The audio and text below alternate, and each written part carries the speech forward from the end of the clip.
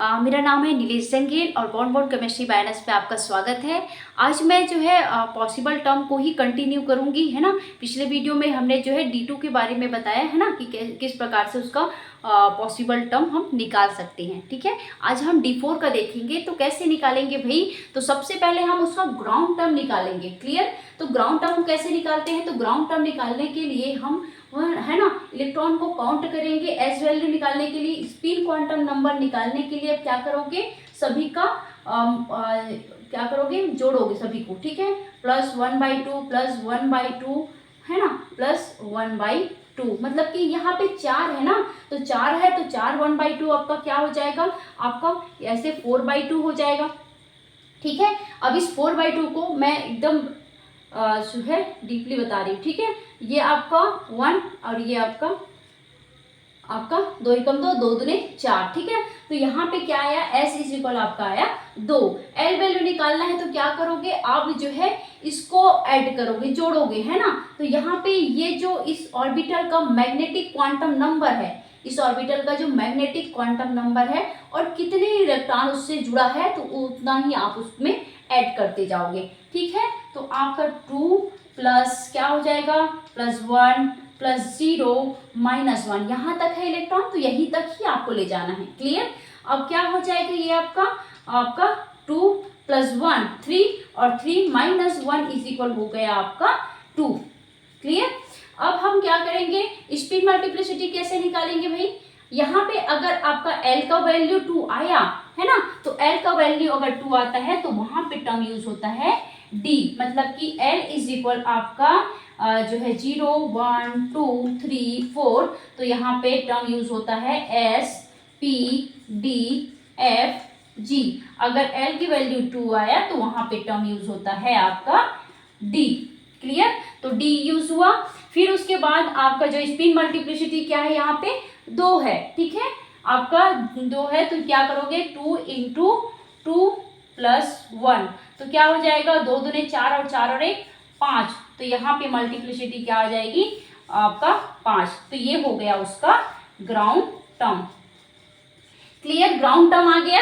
अब इस ground term का माइक्रोस्टेट निकालते हैं। ठीक है, इस ग्राउंड टर्म का हम क्या निकालेंगे, माइक्रोस्टेट निकालेंगे। और जब माइक्रोस्टेट मतलब इस ग्राउंड टर्म का माइक्रोस्टेट और इस D4 का माइक्रोस्टेट जब क्या हो, सेम ना हो, तो उस कंडीशन में जो है आपका अदर टर्म पॉसिबल होंगे। मतलब इस ग्राउंड टर्म के अलावा अदर टर्म क्या होंगे, पॉसिबल होंगे, है ना। तो कैसे निकालते हैं भाई, इसका ग्राउंड टर्म का माइक्रोस्टेट कैसे करेंगे, जो स्पिन मल्टीप्लिसिटी है उसको आप इस D ऑर्बिटल, मतलब कि इस D सबसेल में कितने डिब्बे हैं भाई, मतलब कितने ऑर्बिटल है, 1 2 3 4 5, तो उस 5 से मल्टीप्लाई करेंगे तो आपका माइक्रोस्टेट निकल जाएगा, है ना। तो ग्राउंड टर्म का माइक्रोस्टेट कितना आया, 25, मतलब 25 आया।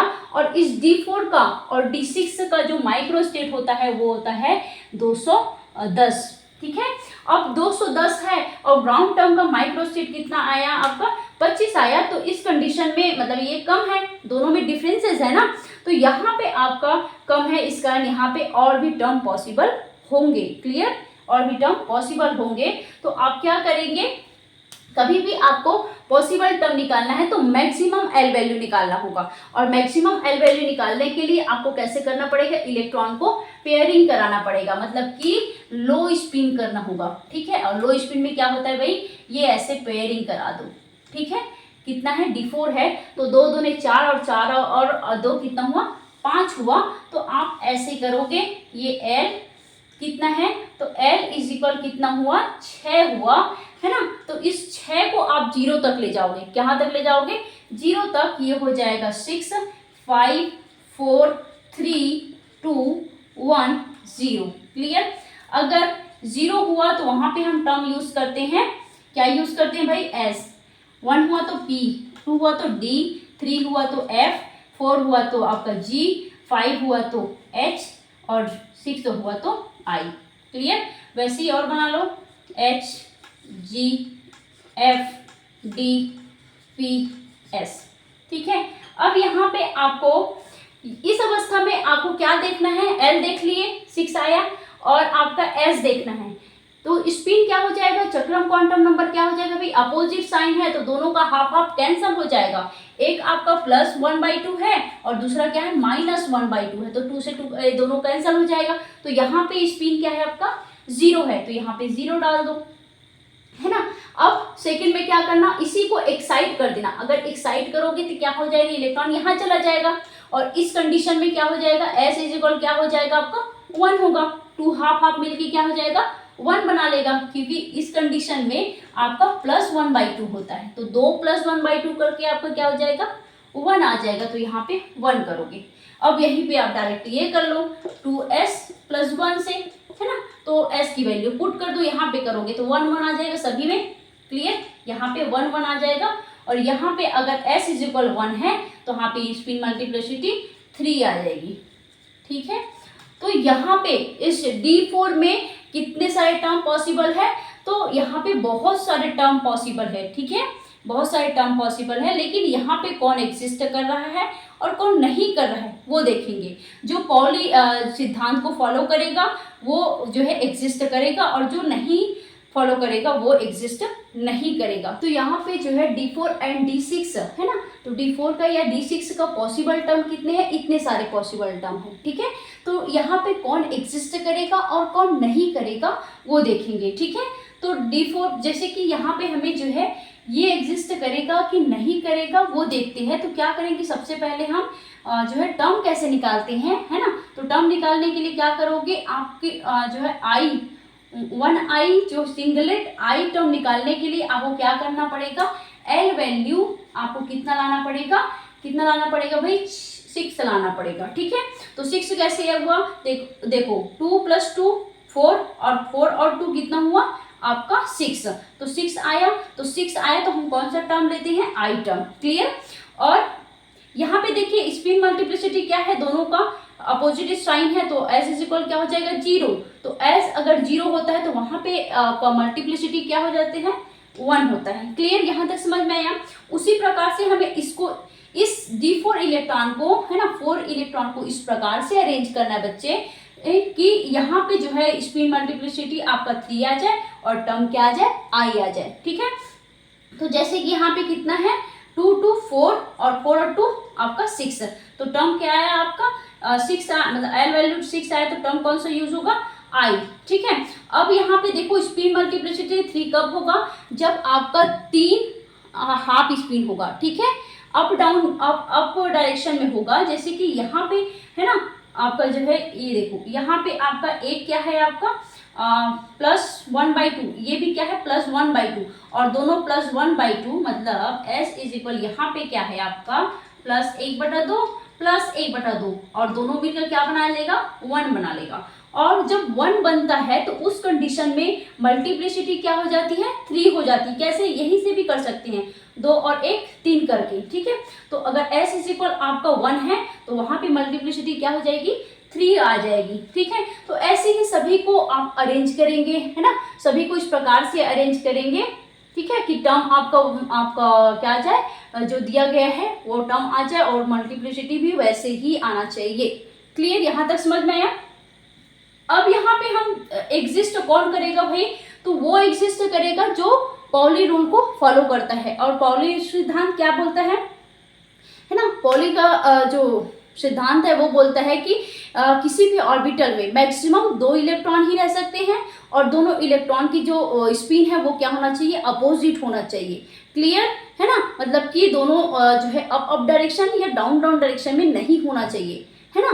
तो ये यहाँ पे जैसे कि ये आपका, तो वो सिद्धांत अगर कोई फॉलो कर रहा है तो उस कंडीशन में वो क्या है आपका फॉलो कर रहा है, तो वो आपका एग्जिस्ट करेगा, वो टर्म एग्जिस्ट करेगा, ठीक है।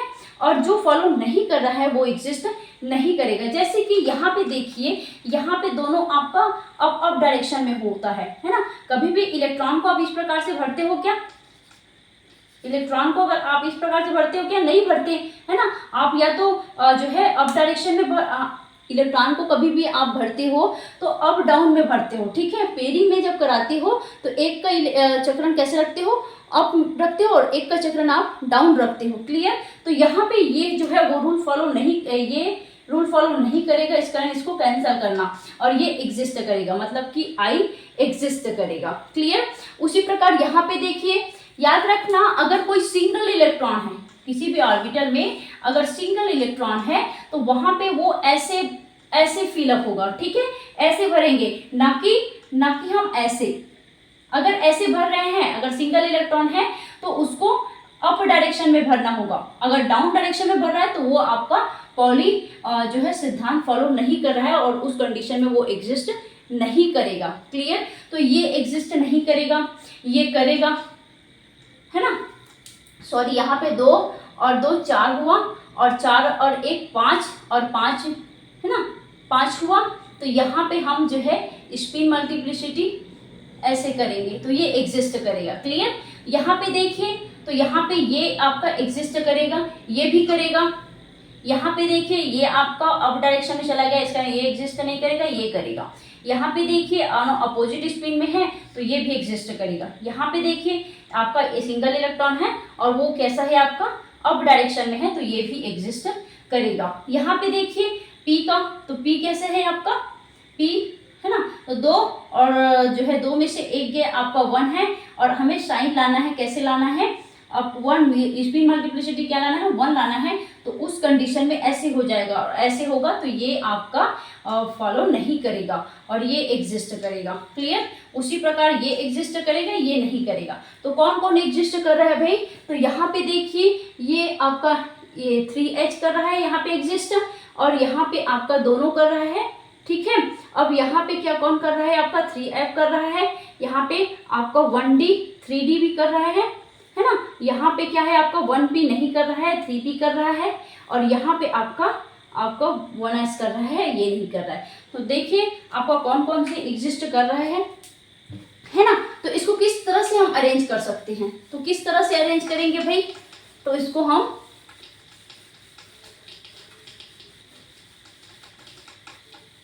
इस प्रकार से अरेंज कर सकते हैं, मतलब कि आपको ग्राउंड टर्म और एक्साइटेड टर्म बोल दिया, इसमें ग्राउंड टर्म बताइए, एक्साइटेड टर्म बताइए। तो सबसे पहले जो है पॉसिबल है, जो एग्जिस्ट कर रहा है, तो उसको हम लिखेंगे, ठीक है। तो आपका 3H हो गया, उसके बाद हो गया आपका 3G।